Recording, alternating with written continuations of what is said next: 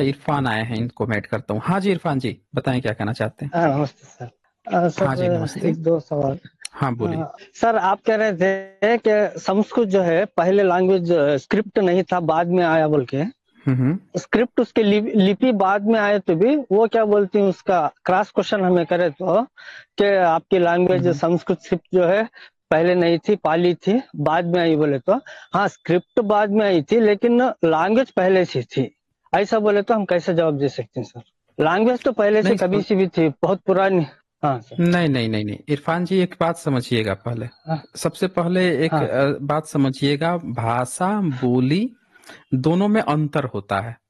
बोली हाँ सर। वह होती है जो हाँ बोली जाती है, सब लोग हाँ बोलते हैं, आम आदमी भी बोलता है, लेकिन उसको हाँ लिखा नहीं जाता है, वो सब लोग बोलते हैं। जैसे हाँ कई बोलियां हैं पूरे भारत में, आप खोजेंगे तो ट्राइबल्स में बहुत सी बोलियां हैं जो सिर्फ बोली जाती हैं। आप बिहार की हाँ भोजपुरी को ले लीजिए, उसमें सिर्फ बोला जाता है, लिखा नहीं जाता, हाँ बोला सर। जाता है। लेकिन वैसा जो भी भाषा संस्कृत होती है लैंग्वेज ना, जो है बोला जाता था। हाँ हाँ नहीं हाँ, तो यही बोल रहा हूँ ना कि संस्कृत लैंग्वेज हाँ इतिहास में कभी बोला ही नहीं गया।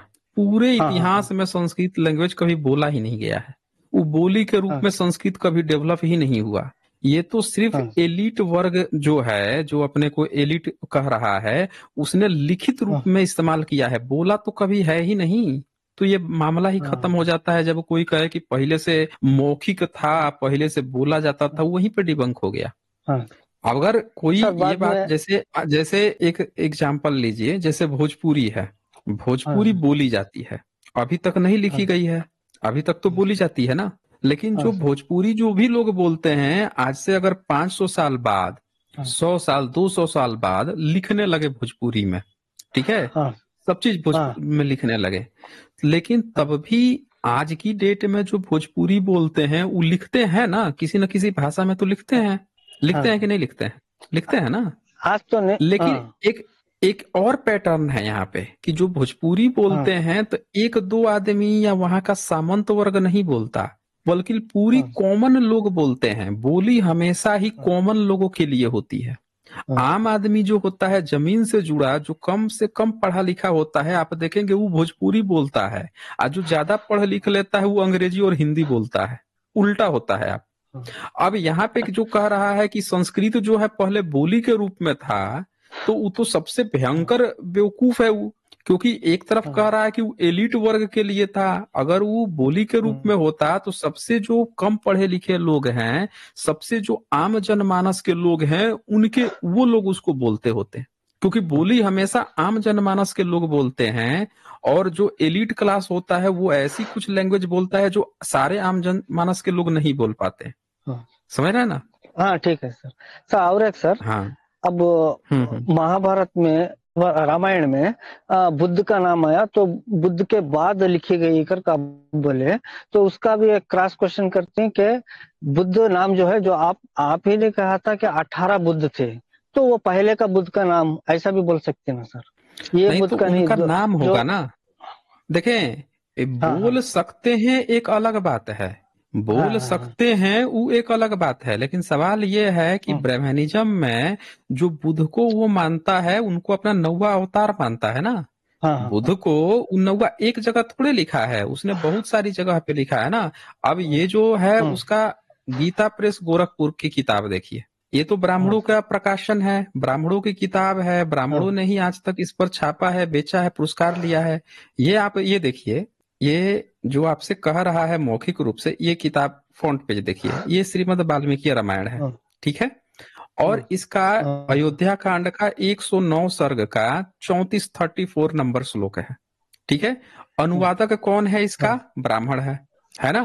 तो हाँ जो ब्राह्मण हाँ सर। अनुवादक है, इतने सालों से छाप के बेच रहा है, वो अनुवाद क्या करता है, जैसे चोर दंडनीय होता है, उसी प्रकार बुद्ध, अब ब्रैकेट में क्या लिखा, बौद्ध मतावलंबी, क्या हाँ, लिखा, बौद्ध बौद्ध मतावलंबी। तो बौद्ध मतावलंबी यानी जो बुद्धा को मानने वाले लोग हैं भी दंडनीय हैं।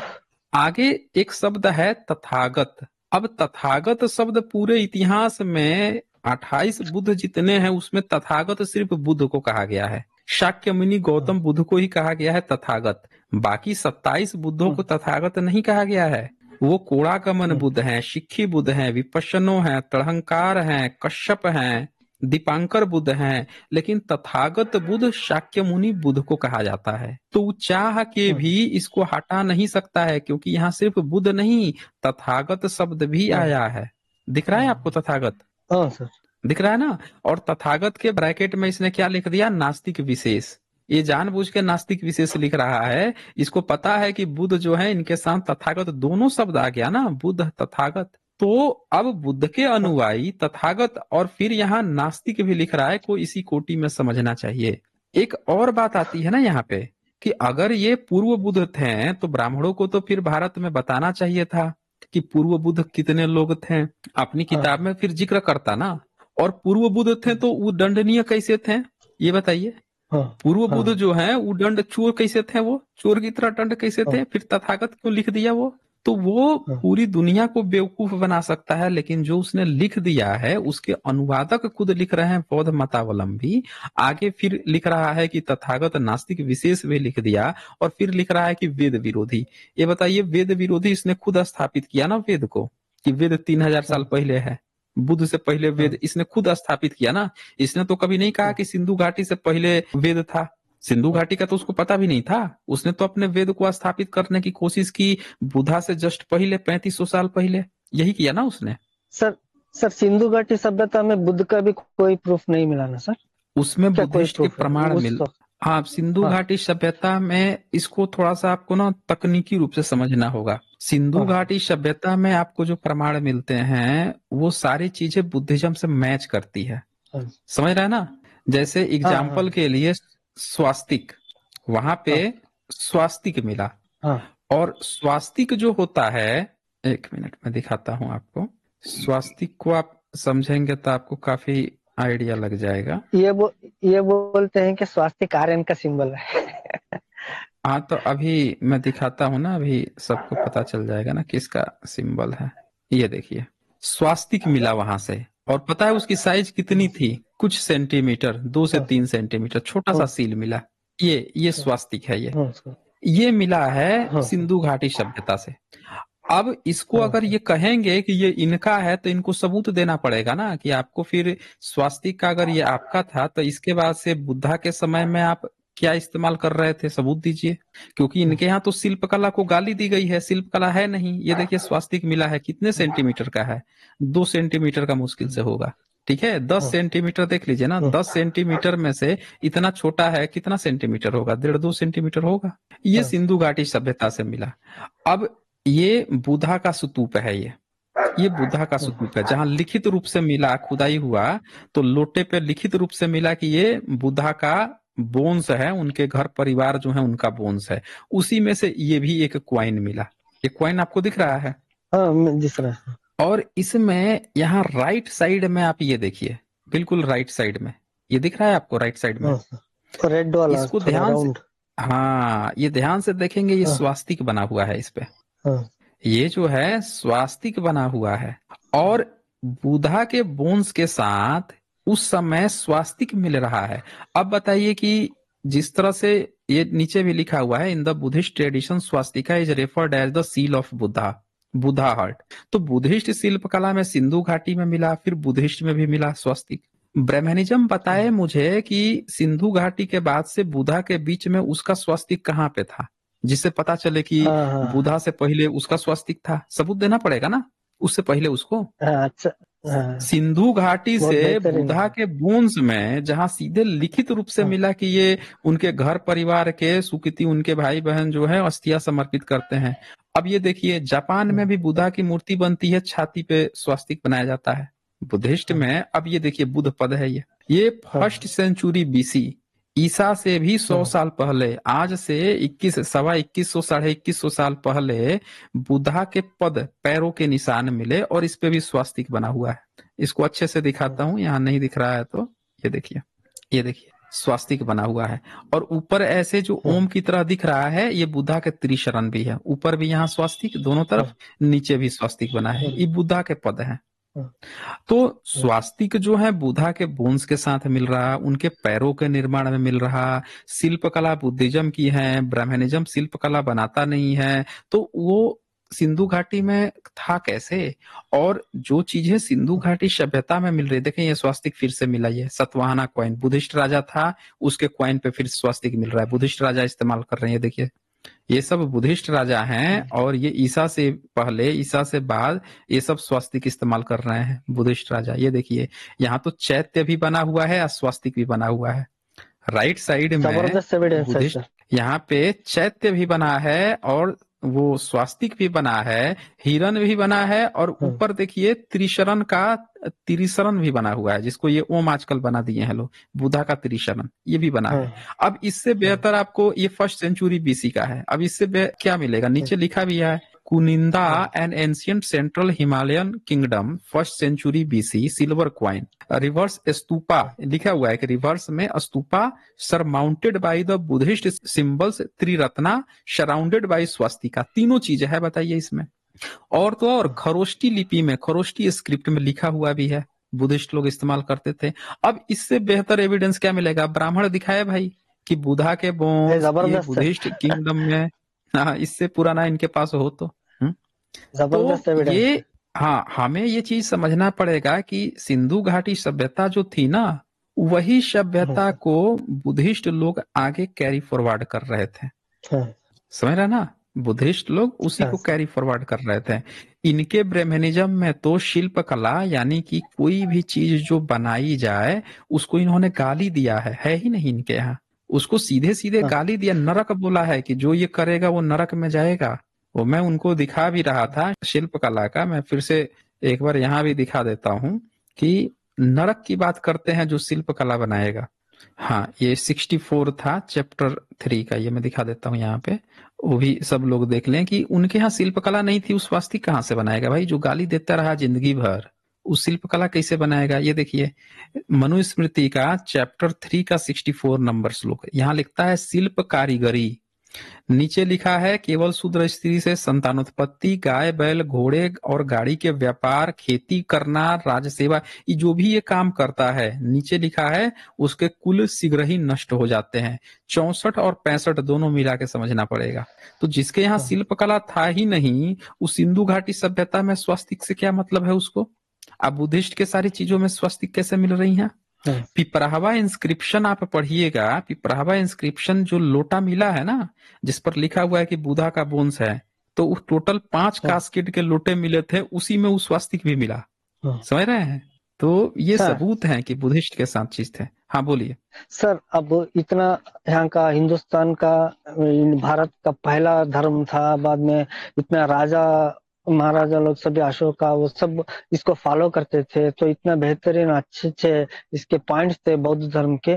तो ये जनमानस से कैसे हिंदुस्तान से साफ होगा सर, ये मैं समझ नहीं पा रहा। क्या नीचे के ग्राउंड लेवल के लोगों को क्या बौद्ध धर्म तब कनेक्टेड था या नहीं था, जो था तो इतने आसानी से यहाँ से नहीं जाता था कि सिर्फ राजा वहाँ के पुराने बस उतना एक सीमित था ये बौद्ध धर्म।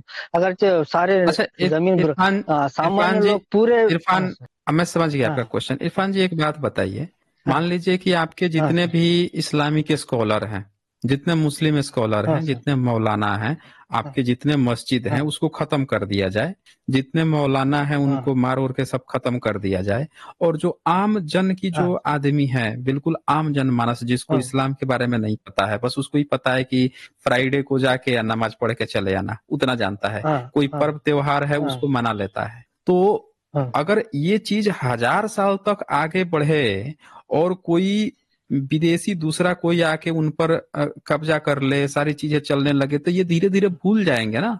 जब आपके स्कॉलर नहीं होंगे, 100 इयर्स में खत्म हो जाता, 100 इयर्स में खत्म हो जाता, खत्म हो जाएंगे, पूरे खत्म हो जाएंगे। फिर आप ना, और भारत के जितने पिछड़े वर्ग हैं, जितने SC ST वर्ग हैं, उनका अपना धर्म क्यों नहीं है, सोचिए, उनका अपना धर्म क्यों नहीं है। इसलिए नहीं है ना क्योंकि खत्म हुआ है।